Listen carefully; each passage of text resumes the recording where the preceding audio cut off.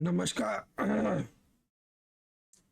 श्री बिहारी जी की बैठक में आपका स्वागत है। मैं हूं शैलेंद्र कुमार भारद्वाज।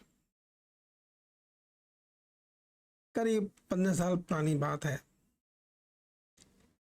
एक सज्जन से मेरी भेंट हुई। वो कहते थे कि भगवान पर विश्वास नहीं होता। भगवान श्री कृष्ण एग्जिस्ट करते हैं, इस पर विश्वास नहीं होता। क्या वो सच में है? विश्वास नहीं होता।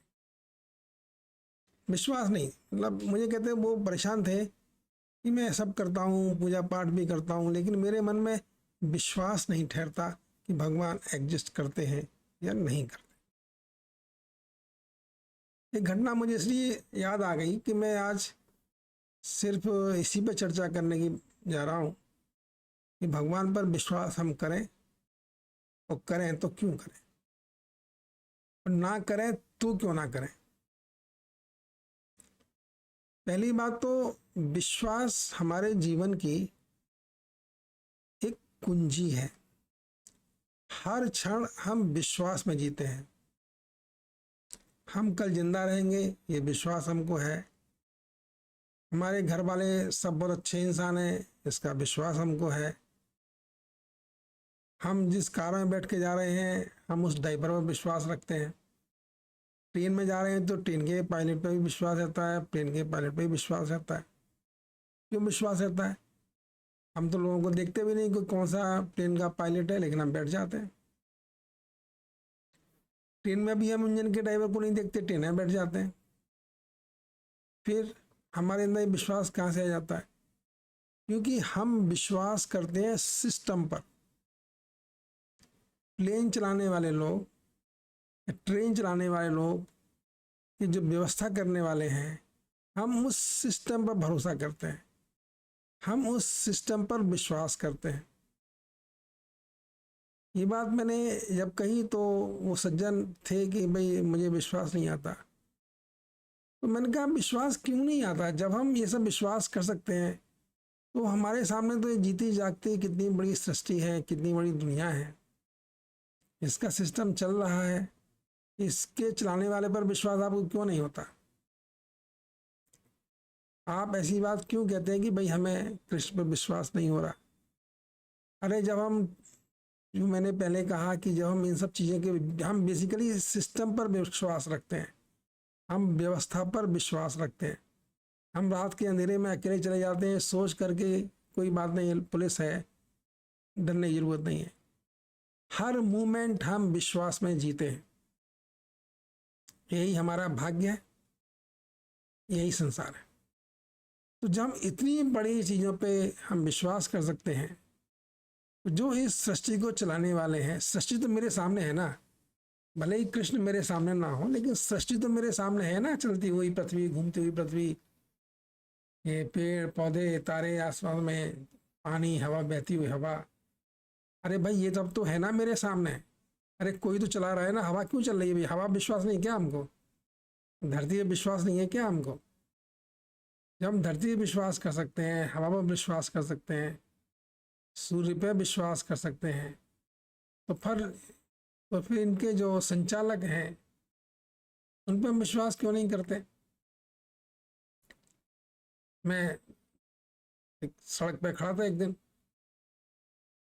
तो ये मेरे मन में था कि जब हम यहाँ खड़े हैं सड़क पे, मुझे नहीं पता यहाँ का डीएम कौन है, मुझे नहीं पता कि यहाँ पुलिस वाला कौन है, थानेदार कौन है, मैंने कभी देखा भी नहीं। मेरी भेंट तो यहाँ के चीफ मिनिस्टर से भी नहीं हुई, प्राइम मिनिस्टर की तो बात छोड़ दीजिए। लेकिन जो व्यवस्था मेरे सामने चल रही है, चलता हुआ यातायात, बसें, जो कुछ भी मुझे चलता हुआ दिखाई दे रहा है, ये सब किसी व्यवस्था के अंतर्गत है, और इनके पीछे कुछ व्यवस्था को संभालने वाले लोग हैं। तो जब हम ये सब चीज़ों पर हम विश्वास करते हैं, चलते हैं, फिरते हैं, हम कृष्ण में विश्वास क्यों नहीं करते? एक बार देखिए, 2002 से लेके 2018 तक मैंने भगवान श्री कृष्ण से लगभग नित्य बातें की हैं।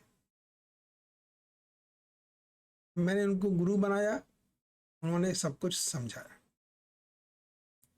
मेरी बात पर आपको विश्वास है कि नहीं, ये आप जाने, ये आपका सिरदर्द है, मेरा नहीं।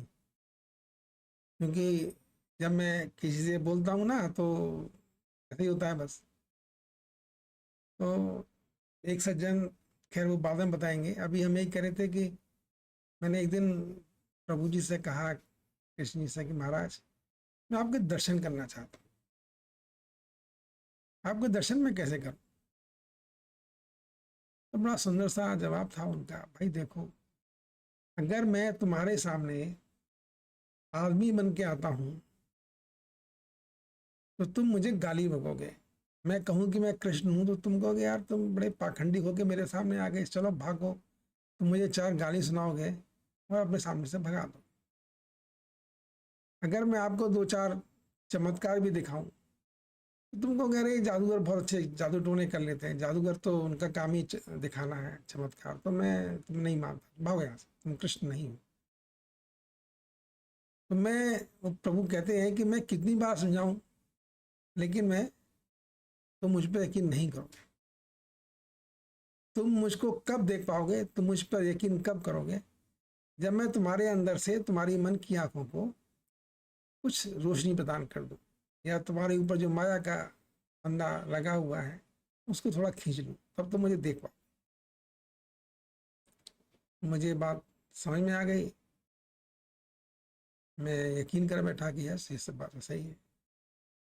अभी में से मैंने कहा कि मैंने 2002 से लेकर 2018 तक भगवान कृष्ण से नित्य बातें की हैं। तो अपने आप से पूछ लीजिए, क्या आप मेरी बात पर भरोसा करते हैं, यकीन करते हैं? नहीं करें, मोस्टली नहीं करेंगे।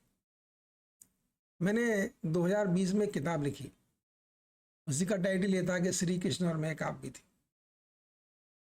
एक सज्जन आए मेरे से किताब मांग के लेके, मैं पढ़ के आपको वापस कर दूंगा।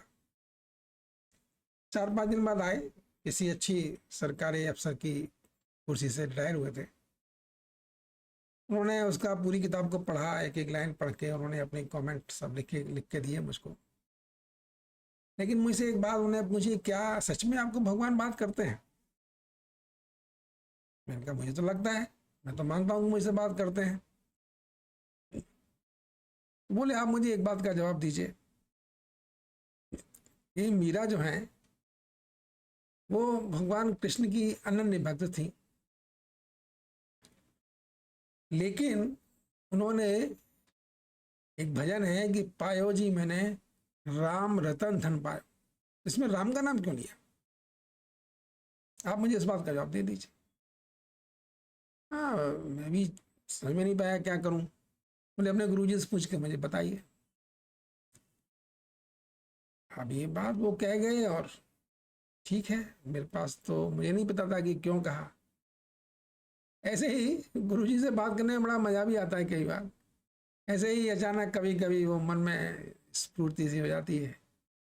मैंने पूछा ये क्या, उन्होंने मुझसे पूछा मैं क्या जवाब दूं? बोले देखो क्या जवाब देना है इसमें, अरे तो मीरा जी जाने ना, तुम्हें क्या, किसी को भी क्या पता, इस दुनिया में किसी बंदे को नहीं पता कि मीरा जी ने ये भजन क्यों गाया। अपनी अपनी कल्पना से, अपनी अपनी तर्क शक्ति से या तर्क बुद्धि से लोग इसका विश्लेषण करेंगे, जवाब देंगे कि भाई मीरा जी ने ये भजन क्यों गाया था कि पायो जी मैंने रामचंद्रन पाया। सच किसको पता है? सच तो मीरा जी को ही पता है ना कि उन्होंने क्या गाया। और मीरा जी से तो बैठ नहीं कर सकते, फिर क्या मतलब है इस क्वेश्चन का? इस प्रश्न का कोई मतलब नहीं, इस प्रश्न की पूछने वाले का कोई मतलब नहीं, और तुमको इसका जवाब जानने का कोई मतलब नहीं। क्यों? इसका कोई जवाब क्या दे सकता है? जो भी जवाब देगा ना अपनी बुद्धि से, अपने तर्क से सब ये बनाएगा, फिर बोलेगा कि भाई ये है वो है, लेकिन सच तो किसी को नहीं पता। वस्तुतः सच किसी को नहीं पता होता। अब मैंने कहा कि भाई ये यकीन जानिए, मैंने बहुत से बात है, मैंने भगवान को देखा सुना है बहुत ढंग से, 20 साल तक, लगभग 20 साल तक प्रभु मेरे से बात करते रहे। एक एक छोटी छोटी बातें बड़े तर्कपूर्ण तरीके से, बुद्धिमत्तापूर्ण तरीके से मुझे समझाई गई। और एक दिन जब मैं भगवत गीता को पढ़ने बैठा तो मैं पूरा भगवत गीता पढ़ गया। मुझे लग रहा है ये तो मैं जानता हूँ, ये तो मैं आता है, मुझे बताया गया है। तो ये मेरा अनुभूतियां हैं, ये मेरी अनुभूति है। मेरी अनुभूति के पीछे लगभग 60 वर्ष का नाम जप का प्रभाव है। 55 साल में, सन 1955 में पैदा हुआ, 1960 से लेके 2002 तक लगभग 42 साल मैंने भगवान कृष्ण का नाम जप किया। हरे राम हरे राम। न जाने कितने मंदिरों में भ्रमण किया। बांके बिहारी मंदिर तो अक्सर 2-3 महीने में एक बार जाता था, मंदिर में दर्शन करता था। न जाने कितनी बार देखी मैंने उनकी। और फिर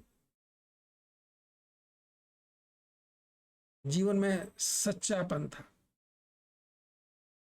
कपट, झूठ और किसी को भी परेशान करने की नीयत नहीं थी।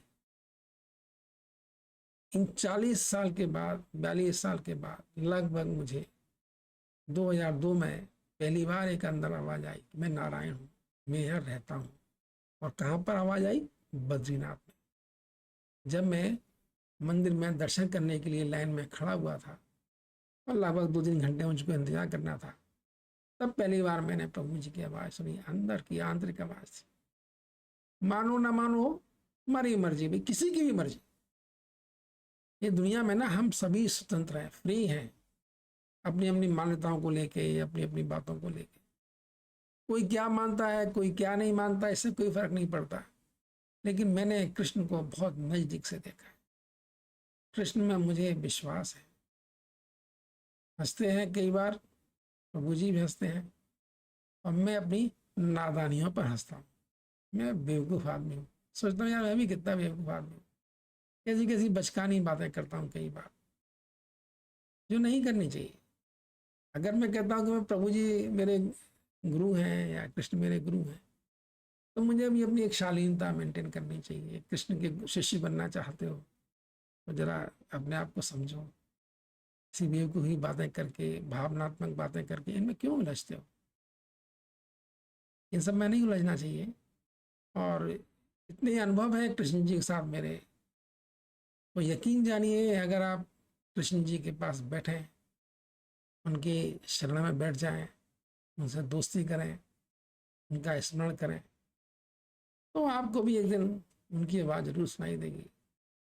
आवाज़ ही नहीं सुनाई देगी, आपको एक तरह से इंश्योरेंस मिलेगा प्रभु जी का। तो इस शुभकामनाओं के साथ मैं संवाद खत्म करता हूँ। धन्यवाद।